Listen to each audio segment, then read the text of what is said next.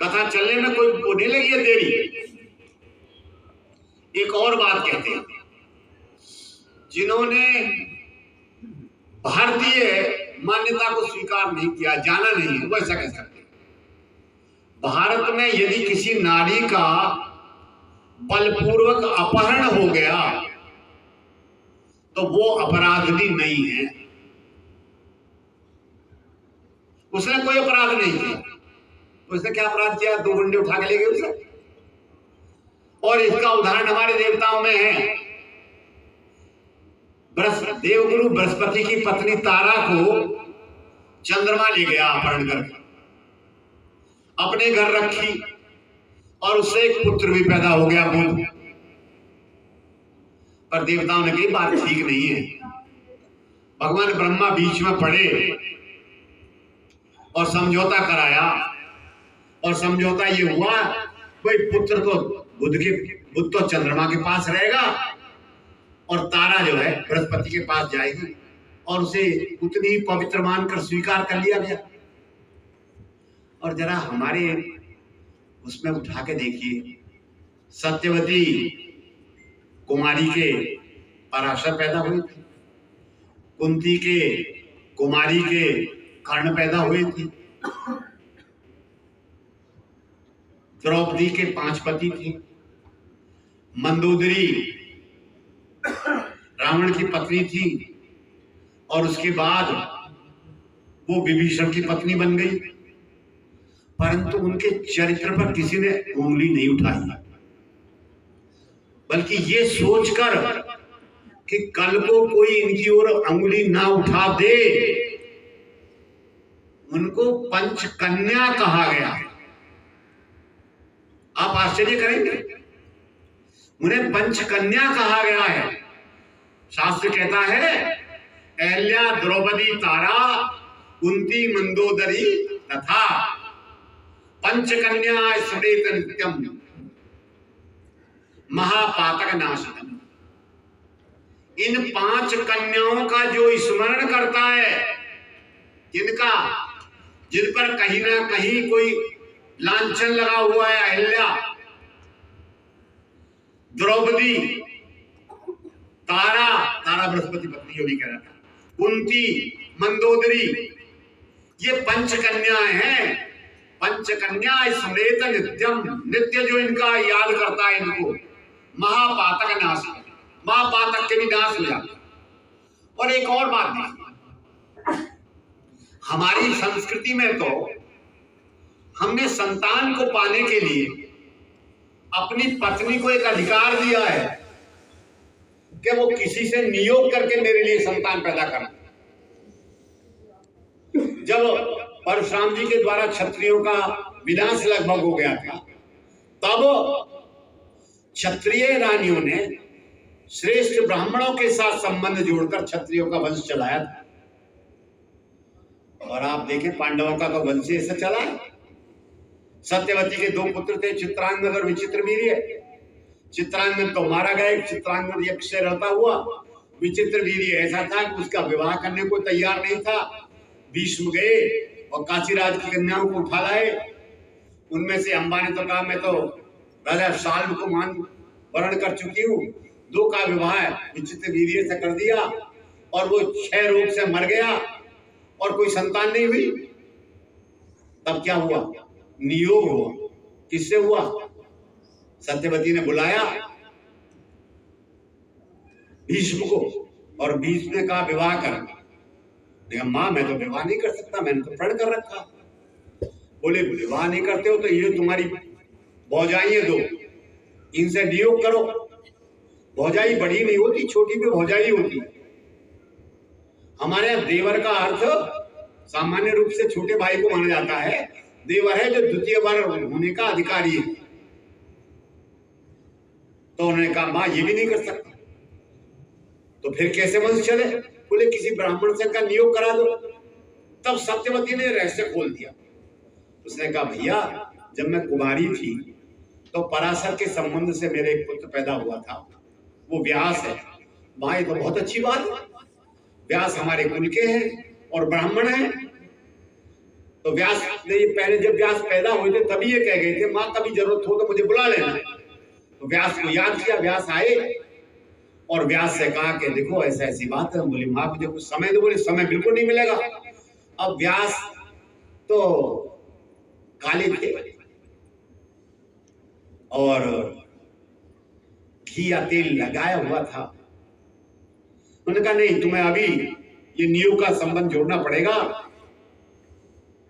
तो उन्होंने अपनी बड़ी बहू अंबिका को तैयार किया और उसे कक्ष में छोड़कर आई कि आज रात को तेरा देवर आएगा। तो वहां से हमने महाभारत से जाना कि बड़ा भी देवर होता है। अब व्यास के रूप को देखकर अंबिका तो घबरा गई, आंख बंद कर ली, शरीर तो सौंप दिया पर मन नहीं सौंपा।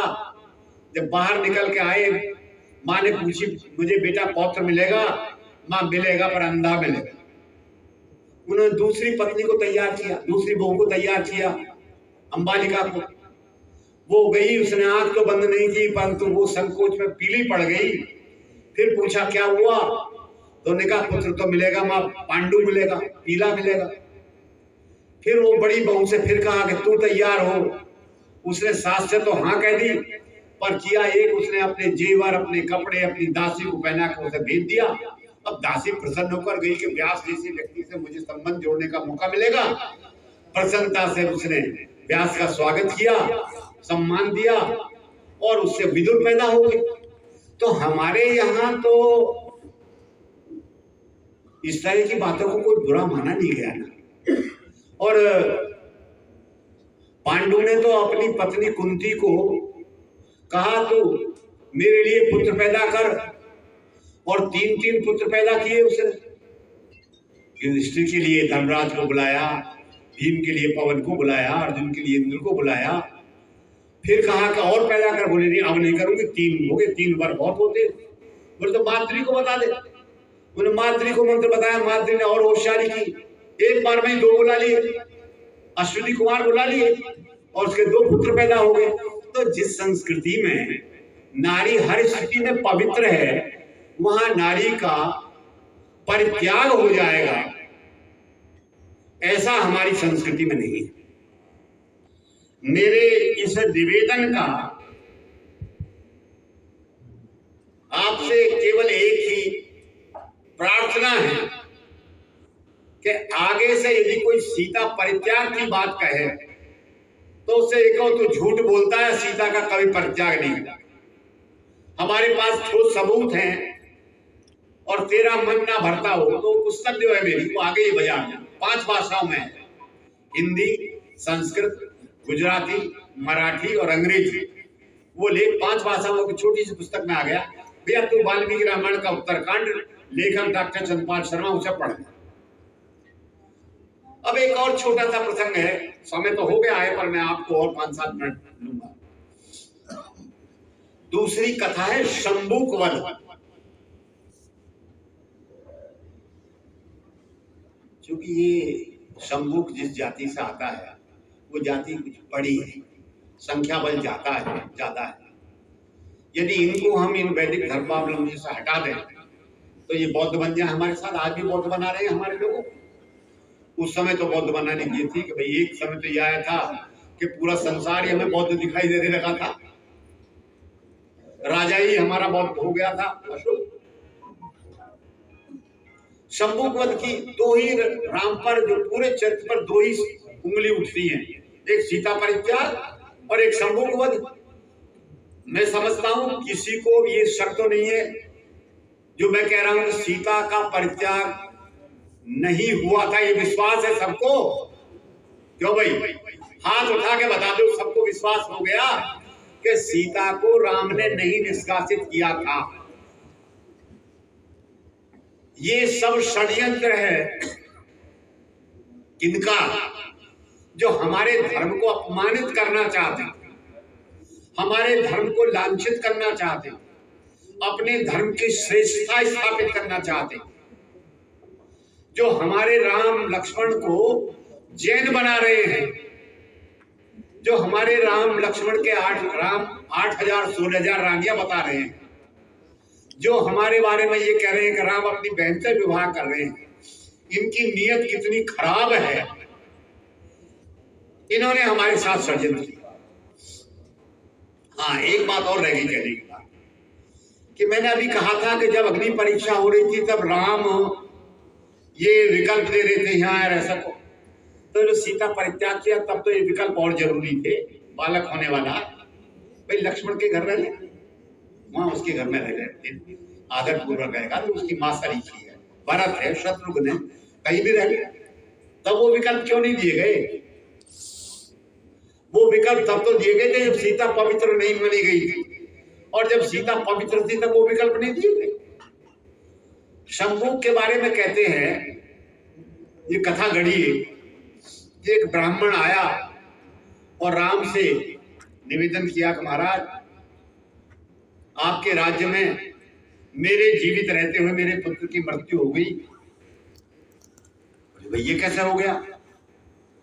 बोले एक शूद्र संभूक तपस्या कर रहा है, उसे तपस्या का अधिकार नहीं है, और तपस्या कर रहा है। और राम गए, संभूक से पूछा भाई तुम क्या, कौन हो, क्या हो? उसने साफ बता दिया, महाराज मैं शूद्र हूं, तपस्या कर रहा हूं। ये उत्तरकांड कह रहा, मैं नहीं कह रहा। और अपना जीवन सुधारने का प्रयास कर रहा हूं। इतने वो कह रहा था कि राम ने लिया, उसका गला काट दिया। कोई मूर्ख भी ऐसा काम कर सकता है? अरे हम किसी चपरासी को भी नौकरी से निकालते हैं तो शोकॉज नोटिस देते हैं, पहले उसकी बात तो सुन लेते हैं, उसके उत्तर से संतुष्ट ना होने के बाद ये दंड विधान होता। और वो राम जो सदा पीड़ित पददलित के साथ खड़े रहे, किसके साथ खड़े हुए? उस अहिल्या के, जो अहिल्या समाज द्वारा बहिष्कृत हो गई थी, त्याज्य हो गई थी, उसका उद्धार राम ने किया। उस निषाद केवट जाति के लोगों के, जो समाज की व्यवस्था में सबसे नीचे पायदान पर हैं, उनको गले लगाया, अपना मित्र बनाया। वह वानर जाति सुग्रीव, अंगद, विभीषण, जामवंत, उनको अपना बनाया। वह राक्षस जाति का विभीषण अपना बनाया, जो कोई भाई से प्रताड़ित था। कौन? सुग्रीव। वो विभीषण भाई से प्रताड़ित था। अहिल्या पति द्वारा शापित थी। इन सब जो शापित प्रताड़ित लोग थे, उनको राम ने सदा शरण दी। वो शंभू को मार दे, ये ऐसी कल्पना है जिससे कि हमारे वैदिक धर्म को बदनाम किया जा सके। कि ये, जैसे कि मैंने कल एक पंक्ति चौपाई पर पूरा अपना व्याख्यान समाप्त किया था, ढोल कमार सुनारी, वो आज कौन कर रहे हैं? जिन्हें हरिजनों की, जिन्हें सो कॉल्ड हम SC ST कहते हैं, उनकी वोट लेनी है। ओबीसी जिन्हें कहते हैं, उनकी वोट लेनी है, वो इसको उठाते हैं। हमारा आपका काम क्या है? हम सही को प्रस्तुत करें और हमारा व्यवहार वह हो इनके प्रति जो व्यवहार राम का था इनके प्रति। हम आज उसी स्थिति में नहीं रहने चाहिए कि मैं तो पंडित हूं, मेरे घर में शूद्र का प्रवेश नहीं है। मैं बड़ी विनम्रता से कह सकता हूं कि मेरे घर में रसोई तक पहुंचे ऐसी, और यदि उसे शब्द को कोई पत्रकार बंधु बैठे होंगे अन्यथा ना लें, तो जिन्हें जाटव या चमार कहते हैं, वो मेरी रसोई तक जाते हैं, रसोई के काम करते हैं। कोई आपत्ति मुझे नहीं है, केवल एक ही उनसे प्रार्थना है, आप साफ कपड़े पहनो, स्नान करके आओ, इतना मेरे लिए पर्याप्त है। हम सब हिंदू हैं। मन में ये भाव पैदा करो कि मैं ब्राह्मण हूं, मैं श्रेष्ठ हूं। नहीं, हम सब हिंदू हैं। गर्व से कहो हम हिंदू, हम भाई भाई हैं। जब हमारा DNA एक है, इसे मैं और एक उदाहरण के द्वारा यदि शशि जी कुछ बुरा ना मानो, 5-7 मिनट और ले रहा हूं कि ये जो आपका शरीर है इसमें चारों वर्ण है। ब्राह्मण का काम है अध्ययन अध्यापन करना, शास्त्र का कहना और शास्त्र का सुनना, इतना भाग ब्राह्मण है। ये जो ऊपर ऊपर का भाग है ये ब्राह्मण है। क्षत्रिय का काम है हमारी रक्षा करना। अभी हमारे ऊपर कोई वार करे, सिर पर वार करे तो फौरन हाथ आ जाता, नहीं आ जाता? यदि कोई टांग में करेगा तो पहले टांग में ना लगने दे, वहां चाहेगी मेरे ऊपर लगे। क्षत्रिय अपने ऊपर वार चाहता है क्योंकि उसने रक्षा का भार हमारा ले रखा है।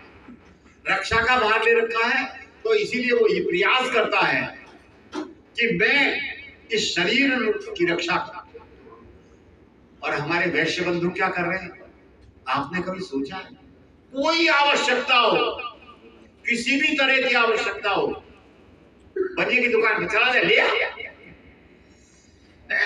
मतलब कोई खाने की, पीने की, दवा की, गोली की, कहीं भी चला जा, वो वैश्य की दुकान में हमसे जानबूझ के मैंने बनिया कहा है कि उसमें चला जा, वो हमारा भरण पोषण कर रहा है। उसके कारण वह मध्य भाग है, जन्मस्थल है हमारा। जिसका जन्मस्थल पुष्ट है वो ज्यादा पुष्ट व्यक्ति है। और ये शरीर किस पर खड़ा है? पांव पर। शक्ति तो पांव में है। आज भी जितनी शारीरिक क्षमता हमारे सो कॉल्ड उन शूद्रों में है उतनी अन्य में नहीं है। तो फिर ये कैसे एक छोटा बड़ा, और ये छोटा बड़ा होता तो फिर तो माथा छुए करते हम भाई। अभी हम देखते हैं, हम जब आते हैं तो बहुत सारे लोग चरण स्पर्श करते हैं। अब मंच से उतरेंगे तो अभी कुछ लोग आएंगे तो उन्हें तो सोचता है तो ब्राह्मण है, सिर पे हाथ रखते हमारे पे ना। तो चरण तो सबसे पवित्र है। हम कभी ये नहीं कहते आपके सिर के दास हैं, आपकी भुजाओं के दास हैं, आपके उदर के दास हैं। हम कहते हैं आपके चरणों के दास हैं। तो ये भ्रम तो बिल्कुल निकाल देना चाहिए। हमारी वर्ण व्यवस्था घोर वैज्ञानिक है। और एक और बता दें, ये वर्ण व्यवस्था जन्मजात नहीं थी। ये वर्ण व्यवस्था कार्य के आधार पर थी। इसलिए ब्राह्मण क्षत्रिय बने हैं। परशुराम को ब्राह्मणत्व का कोई रूप स्वीकार नहीं करता। द्रोणाचार्य का, कृपाचार्य का ब्राह्मणत्व रूप नहीं है। परंतु विश्वामित्र तो ऋषि बने, देव ऋषि बने। और जो हमारा सबसे बड़ा मंत्र है, जिसे वेद की माता कहते हैं, गायत्री मंत्र, उसके दृष्टा है विश्वामित्र। और वो कौन है? क्षत्रिय है। तो हमारे यहां जन्म है। अब भी यदि कुछ इस विषय में सोचें कि हमारा जो वैश्य, जो क्षत्रिय या शूद्र अध्यापन कार्य कर रहा है तो ब्राह्मण क्यों नहीं है भाई?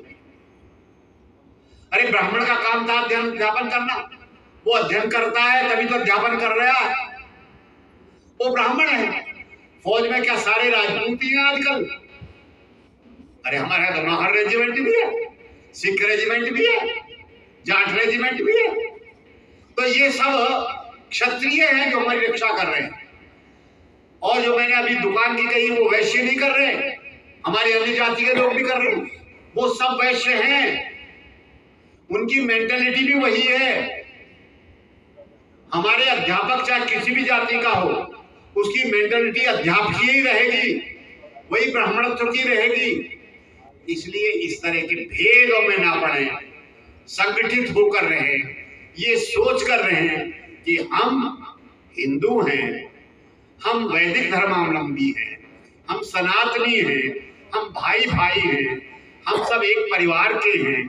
और इसीलिए हमारे यहाँ कहा था अयम निजय परोवेति गणना लघु चेष्टा। ये छोटे लोगों की गणना।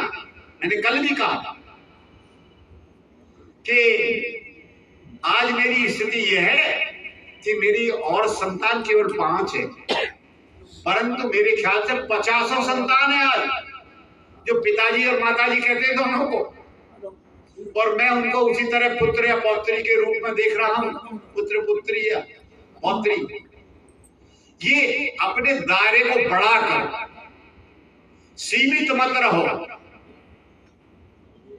अभी आज बात हो रही थी, शशि जी कह रही थी अब आप हमारे अतिथि नहीं हैं, अब हमारे परिवार के सदस्य हैं। अब उन्होंने अपना दायरा बढ़ाया, एक व्यक्ति को अपने परिवार का सदस्य बना लिया। ये हमारा दायरा बढ़ता रहना चाहिए। समय की सीमा मुझे बाध्य कर रही है। मैं आप सबका बहुत आभारी हूं कि आपने 2 दिन मुझे बड़ी तन्मयता से सुना है, और आज कल से भी उपस्थिति कुछ ज्यादा है। और मैं यदि ये घोषणा कर दूं कि कल भी कथा करूंगा तो शायद आपकी उपस्थिति और ज्यादा हो जाए और हॉल में बीच में जो है कुछ कुर्सी लगानी पड़े, पर वो फिर कभी कुछ पिपासा बची रहनी चाहिए। मैं बहुत बहुत आभारी हूं आप लोगों का, कथा के संयोजकों का, डॉक्टर नवल किशोर जी का, शशि राठी का, इंद्र शर्मा का, और इनके साथ जो कर्मचारी हैं, उनके अपने हैं, उन सब की सेवाएं मिली हैं, वो मैं अभिभूत हूं। और मैं आशा करता हूं कि मैंने आपका जो समय लिया है, आप भी एक बार ये जो मन में सोच लेंगे कि बिगड़ा नहीं है, कुछ मिला है। इन्हीं शब्दों के साथ जय श्री राम का उद्घोष करेंगे। जोर से बोलिए, जय श्री राम, जय श्री राम, जय श्री राम, जय श्री राम, जय श्री राम, जय श्री राम, महादेव, हर हर महादेव। माता की जय हो। हर हर